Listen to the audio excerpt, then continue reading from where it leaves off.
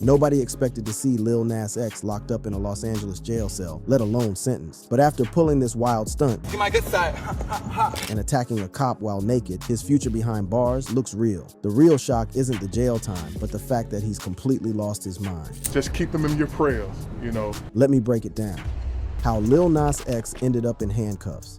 Listen up, because this story about to blow your mind. Picture this. It's barely sunrise on August 21st, 2025. Los Angeles police getting frantic calls about some dude walking buck naked through Studio City. Nobody on that dispatch call knew they about to arrest one of the biggest names in music, but that's exactly what went down on Ventura Boulevard that morning. The scene was straight chaos from minute one. Multiple witnesses describe watching this figure stumble through the early morning streets wearing nothing but tighty whities and some beat-up cowboy boots. At first, folks thought maybe they were witnessing some elaborate music video shoot or guerrilla marketing campaign. The reality was far more disturbing. This was Montero having what appeared to be a complete mental breakdown in broad daylight. TMZ managed to secure exclusive video footage that shows the full extent of his erratic behavior. Hey, don't be late to the party tonight. Where at? You know where it's at.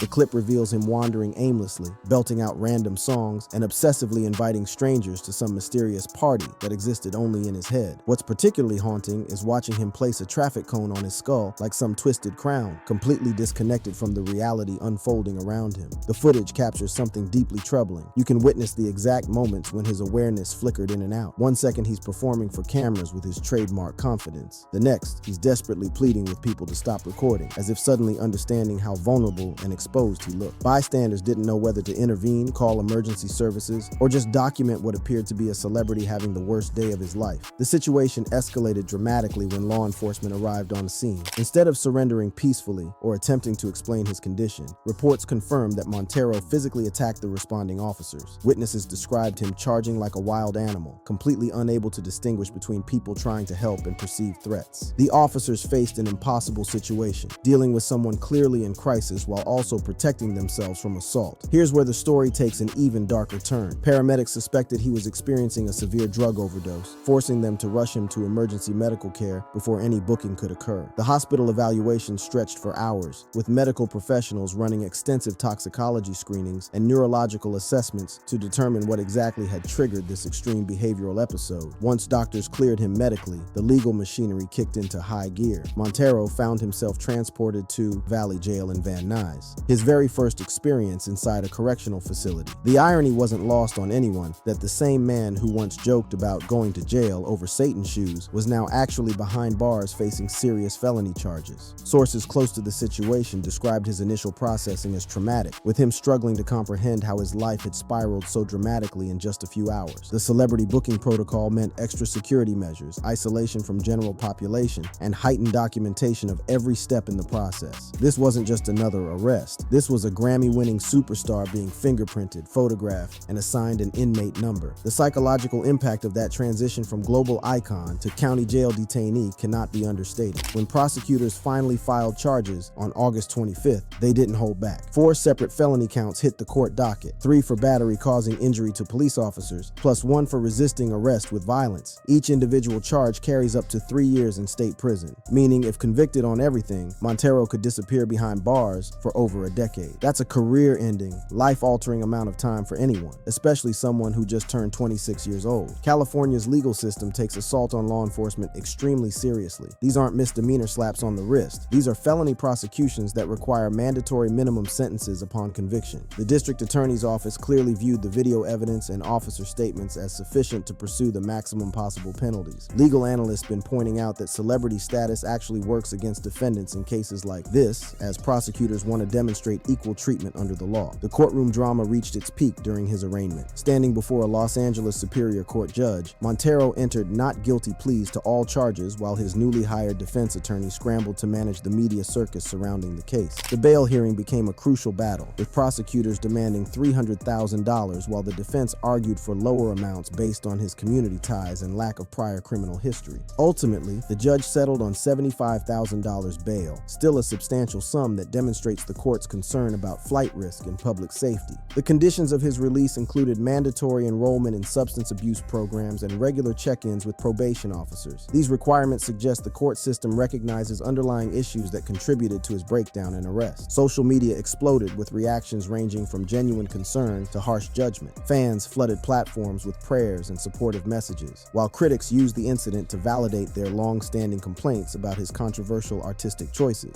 The divide in public opinion reflected broader cultural tensions around mental health, celebrity culture, and accountability in the entertainment industry. Additional surveillance footage emerged from the hours leading up to his arrest. Security cameras at a Hollywood hotel captured him wandering their property approximately 15 hours before the Ventura Boulevard incident. In these earlier recordings, he appears more composed but still exhibiting concerning behavior, removing clothing, drinking excessive water, and seeming disoriented about his location despite not being a registered guest. This timeline suggests his deterioration wasn't sudden, but rather a gradual descent that accelerated throughout the day and night. Hotel staff reported him appearing confused about where he was and why he was there, raising questions about what triggered this extended episode and whether intervention could have prevented the eventual confrontation with police. The legal implications extend far beyond just criminal penalties. This represents Montero's first encounter with serious criminal charges, marking a dramatic escalation from his previous civil legal issues, like the Nike trademark dispute over Satan shoes. Where that earlier controversy was ultimately resolved through settlements and publicity, these criminal charges carry permanent consequences that could affect everything from touring internationally to maintaining professional licenses. Industry insiders been speculating about connections between his arrest and mounting career pressures. Recent musical releases failed to achieve the commercial success of his earlier hits, leading to whispers about his relevance and staying power in an increasingly competitive landscape. The stress of living up to impossible expectations while maintaining his provocative public persona may have contributed to whatever breaking point led to that August morning breakdown.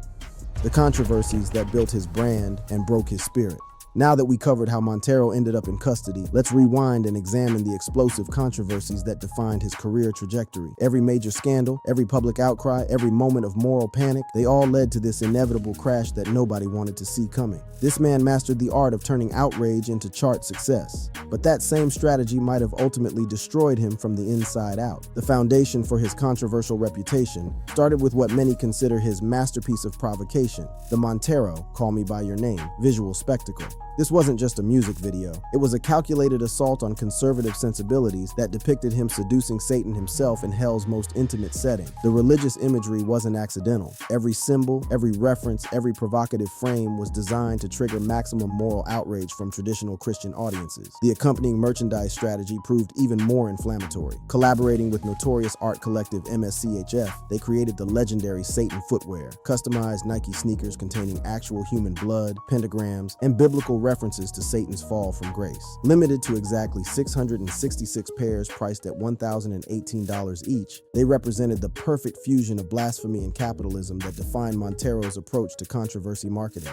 The cultural response was swift and vicious. Conservative commentators like Candace Owens declared war on his artistic vision, claiming he was corrupting black youth and undermining traditional family values. Religious leaders organized boycotts. Politicians condemned him publicly, and even Nike filed immediate legal action to distance themselves from the unauthorized modifications to their products. But here's the genius part. Every angry tweet, every outraged sermon, every political condemnation just amplified his reach and drove more streams to his music. The backlash revealed deep fault lines in American culture around race, sexuality, and religious authority. Montero's critics weren't just upset about artistic expression. They were threatened by a young, black, openly gay artist who refused to stay in his assigned cultural lane. His response to the criticism was characteristically defiant, posting mock apologies that cut directly to scenes of him grinding on Satan, essentially telling his haters that their anger only made him more successful. Numbers don't lie when it comes to controversy driving commercial success. The Montero single shot, straight to #1 on Billboard, accumulated over 100 million views within weeks and established him as someone who could weaponize moral panic for mainstream profit. The Satan shoes sold out instantly, became collector's items worth thousands, and created a template for artist brand collaborations that pushed cultural boundaries. But the pattern of escalating provocations continued with his next major scandal. The J. Christ era marked his boldest religious appropriation yet, featuring album artwork that depicted him crucified like Jesus, and music videos filled with biblical imagery recontextualized through a queer lens. The title track was literally dedicated to Jesus Jesus Christ as the man who had the greatest comeback of all time, blending genuine spiritual exploration with calculated blasphemy. His promotional campaigns reached new levels of offensive creativity. Social media posts showed him consuming communion elements while dressed as Christ, creating fake acceptance letters from conservative Christian universities, and essentially cosplaying as the savior of Christianity while promoting music that many Christians found deeply offensive. The communion stunt particularly crossed lines for religious audiences who consider those rituals sacred and not appropriate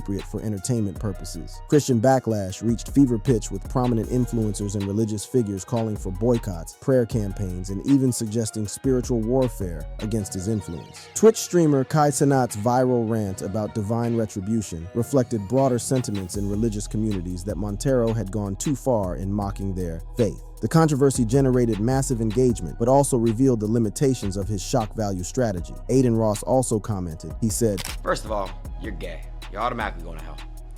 Second of all, this not okay. It's just not okay, bro. It's just not okay. I'm gonna be honest with y'all, bro. Listen, this not it. This really not it, bro. Like, I got a lot of people that are very close to me in my chat, and we not rocking with this. It's super disrespectful. It's wrong. And yeah, burn, baby, burn. Like, who laughed at this, bro? Like, who's liking this? Like, bro, like, who the like, TikTok, you should have just been take this down. For the first time, the backlash seemed to genuinely affect him. He issued public apologies acknowledging that some promotional content had gone overboard, suggesting that even he recognized boundaries existed in his pursuit of viral attention. But I do apologize for that. I will say I am sorry for that. That was overboard.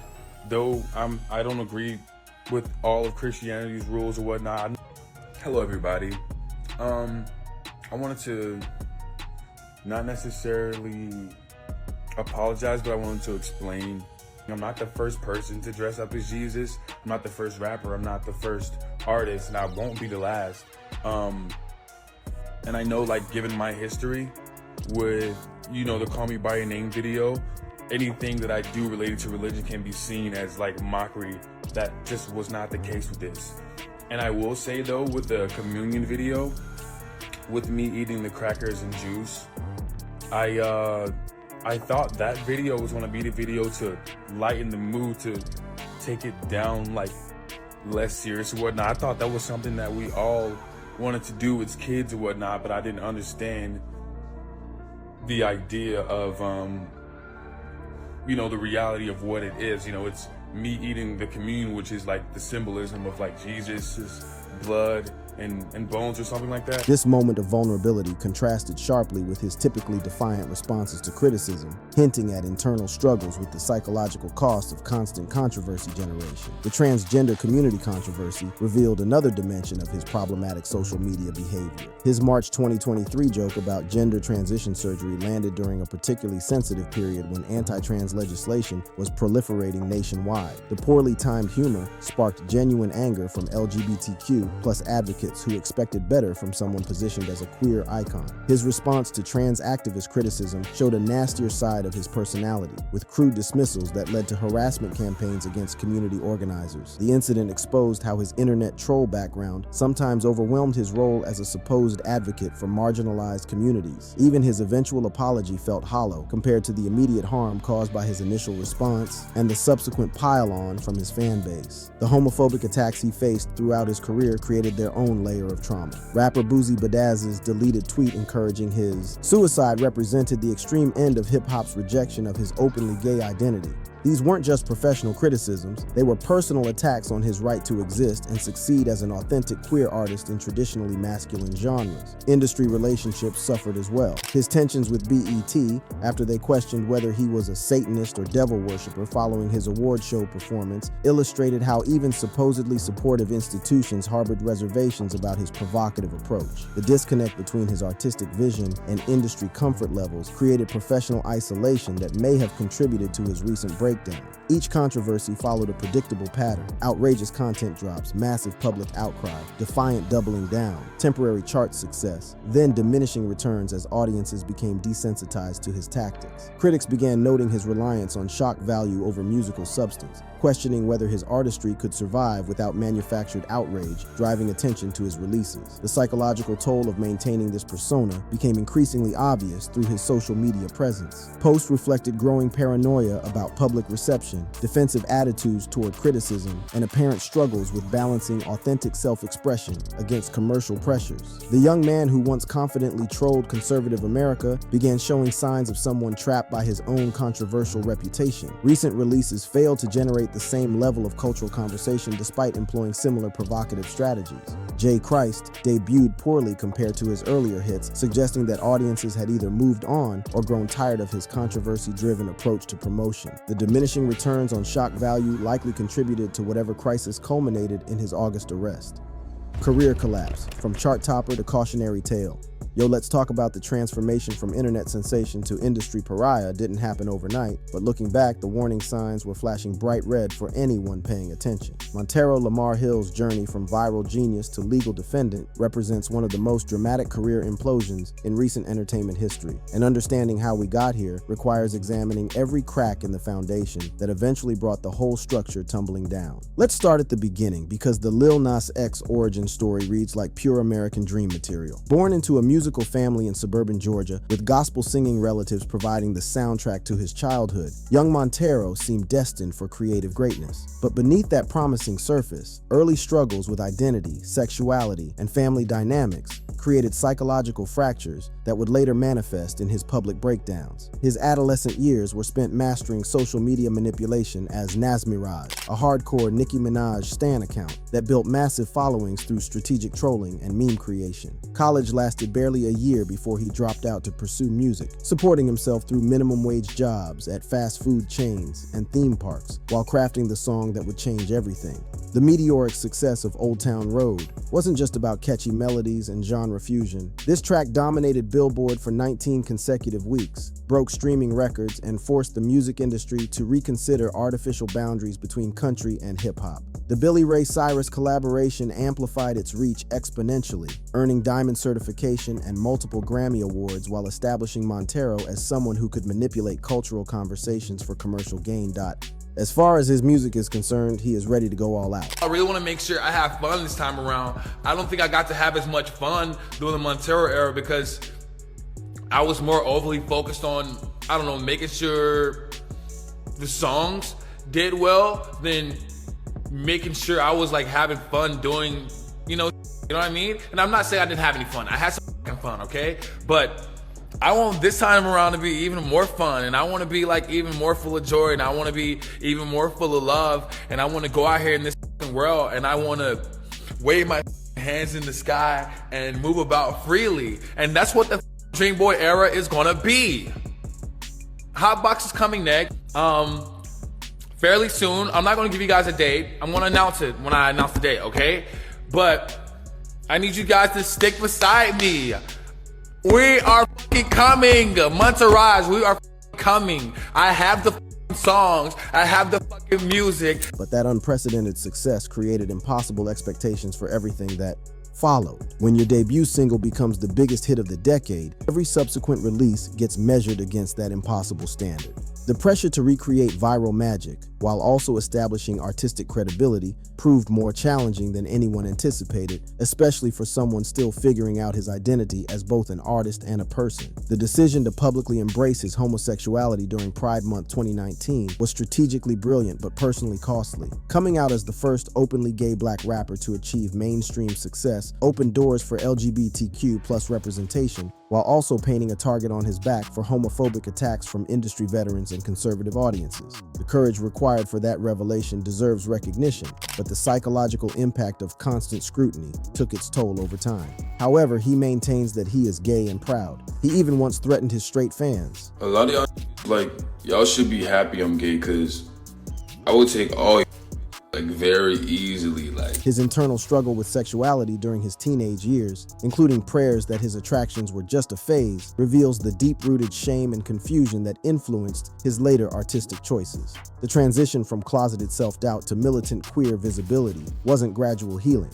It was reactive overcompensation that manifested as increasingly extreme public performances of sexual identity. The Montero album represented both his artistic peak and the beginning of his commercial decline. Peaking at #2 on Billboard while featuring chart toppers like Industry Baby, the project showcased genuine musical growth and emotional depth. Songs explored themes of fame, sexuality, mental health, and religious trauma with sophistication that surprised critics who dismissed him as a one-hit wonder. But the album's success couldn't mask growing problems in his personal relationships and professional partnerships. His romance with dancer Yaya Riza played out publicly, including their BT Awards kiss and subsequent breakup, revealing someone who struggled to maintain intimate connections while living under constant public scrutiny. The emotional weight of that relationship's collapse, described as his most serious to date, contributed to the isolation that characterized his recent years. Industry relationships deteriorated as his controversies became more extreme and less commercially viable. The long-lived Montero tour achieved critical acclaim for its theatrical ambition and artistic vision. Sold-out venues couldn't compensate for diminishing streaming numbers and reduced radio support. The disconnect between live performance success and digital platform struggles highlighted fundamental changes in how his audience consumed his content. Recent musical releases revealed the limitations of controversy-driven promotion strategies. Singles like J. Christ failed to maintain chart positions despite generating significant social media discussion, suggesting that audiences had grown fatigued with shock value tactics or moved on to newer artists employing similar approaches. The diminishing returns on provocative content likely contributed to whatever crisis culminated in his arrest. His approach to romantic relationships reflected broader struggles with intimacy and trust. Admitting to pausing relationship pursuits to focus on career advancement revealed someone who prioritized professional success over personal connections, a decision that may have increased his isolation and contributed to his recent breakdown. The 2021 GQ interview discussing his breakup with Ariza showed genuine vulnerability rarely displayed in his public persona. Even his documentary projects couldn't bridge the gap between artistic ambition and commercial reality. Long Live Montero offered rare insights into his family relationships while still guarding details about romantic partnerships and personal struggles. The careful curation of his image, even in supposedly intimate documentary footage, suggests someone uncomfortable with genuine vulnerability despite built a career on apparent authenticity. Awards and accolades accumulated throughout his career, including 2 Grammys, 5 Billboard Music Awards, and multiple MTV VMAs, but industry recognition couldn't address underlying psychological issues or provide the personal fulfillment he seemed to be seeking through increasingly desperate attention-grabbing tactics. Success metrics meant nothing when measured against internal emptiness and relationship failures. Personal traumas compounded professional pressures in devastating ways. His grandmother's death in 2018, his mother's ongoing addiction struggles, and the constant scrutiny of his sexuality created a perfect storm of emotional instability that his team seemingly couldn't or didn't address adequately. The February 2025 video reflecting on pretty difficult years hinted at struggles that were largely hidden from public view until they exploded into legal consequences. Career pivots like turning down the Euphoria role to focus exclusively on music demonstrated commitment to his artistic vision, but also reflected tunnel vision that ignored warning signs about his deteriorating mental state. The decision to concentrate solely on musical output while avoiding diversification opportunities may have increased pressure on each release to achieve impossible commercial and cultural impact. The streaming data tells a story of gradual audience abandonment that contradicts his social media engagement levels. While controversy still generated headlines and trending topics, actual listening patterns showed declining interest in his musical output among casual fans who powered Old Town Road to historic success. This disconnect between attention and consumption likely created cognitive dissonance about his actual cultural relevance. Industry insiders describe mounting frustration with his team's inability to translate viral moments into sustainable commercial success. The gap between his social media influence and actual market performance created tensions with record labels, booking agents, and business partners who expected returns on their investments in his controversial brand. The August arrest represents not just a legal crisis, but the inevitable culmination of years of unaddressed psychological trauma, professional pressures, and personal isolation that his success couldn't mask or resolve. Whether this represents a temporary setback or permanent career destruction remains unclear, but the trajectory from viral sensation to felony defendant serves as a cautionary tale about the hidden costs of fame in the social media age. Thanks fam for watching. To get more of such content, please click on the card showing on the screen.